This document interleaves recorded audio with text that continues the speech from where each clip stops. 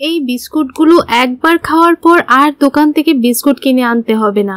খেতে এতটা টেস্টি হয় আর তৈরি করা তো ভীষণ সহজ। বাচ্চা থেকে বড় সবাই খেতে খুবই পছন্দ করবে। এইভাবে বিস্কুট বানিয়ে আপনারা 1 মাস পর্যন্ত স্টোর করে রেখে খেতে পারবেন, একদমই খারাপ হবে না। আর দেখুন বিস্কুটগুলো দেখতে কতটা সুন্দর লাগছে আর একদম মুচমুচে হয় এই বিস্কুটগুলো। কিভাবে বানিয়েছি অবশ্যই আপনারা পুরো ভিডিওটা দেখুন। প্রথমে একটা বাউলের মধ্যে নিয়ে নিচ্ছি 1 বাটি সুজি। আমি এখানে মোটা দানার সুজিটা নিয়েছি আর এই সুজিটাকে আমি মিক্সি জারের মধ্যে হালকা একটু গুঁড়ো করে নিয়েছি। আর যে বাটিটা মেপে সুজি দিয়েছি সেই বাটিটা দিয়ে 1/2 বাটি আটা দিয়ে দিলাম আর দিয়ে দিলাম 3 টেবিলস্পুন চিনির গুঁড়ো।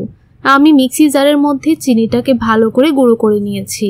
এখন দিয়ে দিলাম 1 টেবিলস্পুন সাদা তিল আর কিছু বাদাম টুকরো করে কেটে। এভাবে বাদামগুলো টুকরো করে কেটে দিলে কিন্তু খেতে ভীষণ ভালো হয়। অল্প একটু নুন দিয়ে দিলাম আর দিয়ে দিচ্ছি 3 টেবিলস্পুন সাদা তেল। আপনারা চাইলে এখানে সাদা তেলের পরিবর্তে ঘিও ব্যবহার করতে পারেন। এখন আমি শুকনো অবস্থায় ভালো করে হাত দিয়ে ডলে ডলে মেখে নেব। তেলটা যেন খুব ভালো করে মাখা হয়, আপনারা এইভাবে হাত দিয়ে ঘষে ঘষে মেখে নেবেন। এই দেখুন বন্ধুরা, ভালো করে আমি মেখে নিয়েছি। তেলটা কিন্তু খুব ভালো করে লেগে গিয়েছে। এইভাবে অবশ্যই মাখতে হবে, তাহলেই কিন্তু বিস্কুটগুলো খুব খাস্তা তৈরি হবে।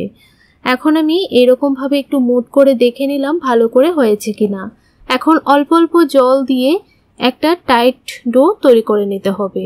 আর এই ডোটা যেন সফট না হয় সেদিকে আপনারা লক্ষ্য রাখবেন। তাই আপনারা অবশ্যই প্রথম অবস্থায় একেবারে জল দেবেন না, অল্প অল্প জল দিয়ে এই ডোটা বানিয়ে নেবেন। যেহেতু এখানে সুজি দিয়ে বিস্কুটগুলো তৈরি করছি তাই ডোটা 10 মিনিট রেস্টে রাখার পর কিন্তু অনেকটা টাইট হয়ে যাবে।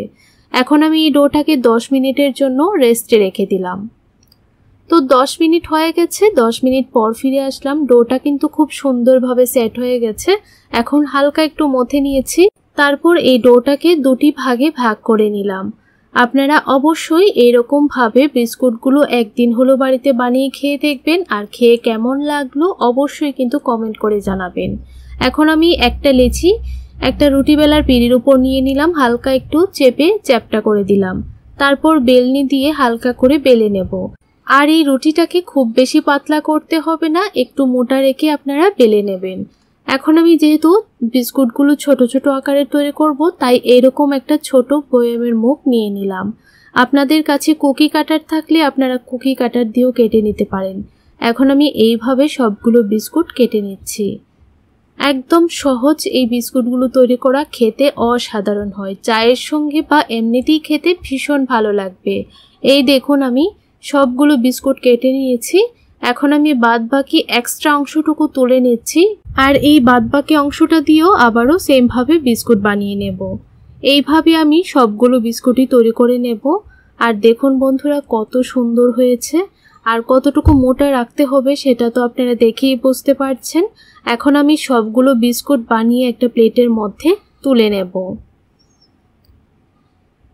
তো দেখুন সবগুলো বিস্কুট আমার বানানো হয়ে গেছে। এখন এই বিস্কুটগুলোকে ভেজে নেব।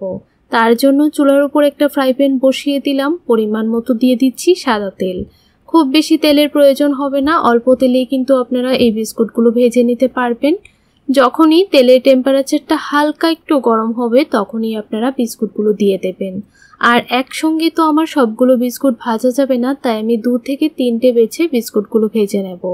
আর যখন বিস্কুটগুলো দেবেন আপনারা তো দেখেই বুঝতে পারছেন তেলের টেম্পারেচারটা কী রকম রাখতে হবে। আর অবশ্যই গ্যাসের ফ্লেমটা লোতে রেখে বিস্কুটগুলো ভাজতে হবে, তাহলেই বিস্কুটগুলো খুব মুচমুচে তৈরি হবে আর বিস্কুটের উপরের কালারটাও সুন্দর আসবে।